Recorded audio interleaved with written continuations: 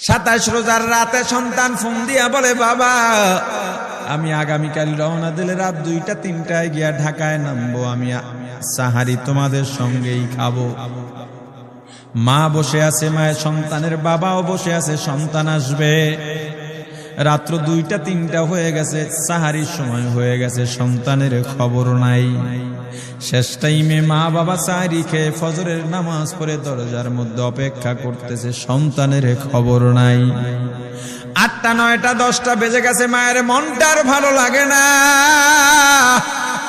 স্বামীকে ডেকে বলে, স্বামীরে আমার সন্তান কই, আমার মনটা ভালো লাগে না, একটা ফোন লাগাও। স্বামী ডাক দিয়া বলে, চিন্তা করো না, ঈদের সময় যানজট থাকতে পারে, চলে আসবে।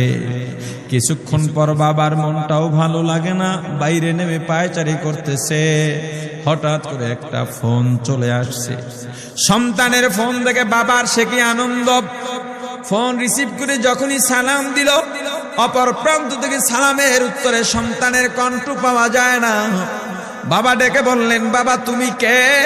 এটা তো আমার সন্তানের কণ্ঠ নয়, তবে মোবাইলটা আমার সন্তানের।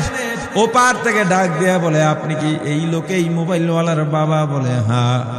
আপনি এখনো বাড়িতে কি করেন? আপনার যেই সন্তান ঢাকা থেকে গাড়ি নিয়া 2500-এর দিকে রওনা দিয়েছিল, ওই গাড়িটা 2500 পৌঁছতে পারে নাই। পথিমধ্যে সংঘর্ষে রাস্তার মধ্যেই অনেকগুলো মানুষ মারা গেছে, অনেক যুবকও তার মধ্যে আছে। রাস্তার পাশে সাদা কাপড় দিয়া ঢাকা।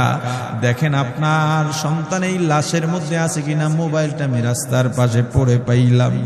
বাবা পাগলের মতো একটা দৌড় দিছে। মা মনে করছে সন্তান বুঝি কাছাকাছি চলে আসছে। অন্যান্য সন্তানদের ডাক দেয়া বলে, তোরা কে, কোথায়, এদিকে আয়, তোদের ভাই বুঝি কাছাকাছি আসছে। আমার কলিজার টুকরা সন্তান, তোর বাবা যে আগায় আনতে গেছে, তাড়াতাড়ি নতুন চাদর বিছা, বালিশের কভার গুলো খুলে নতুন কভার লাগা, পানি গরম বসা, আমার সন্তান এসে গোসল করবে।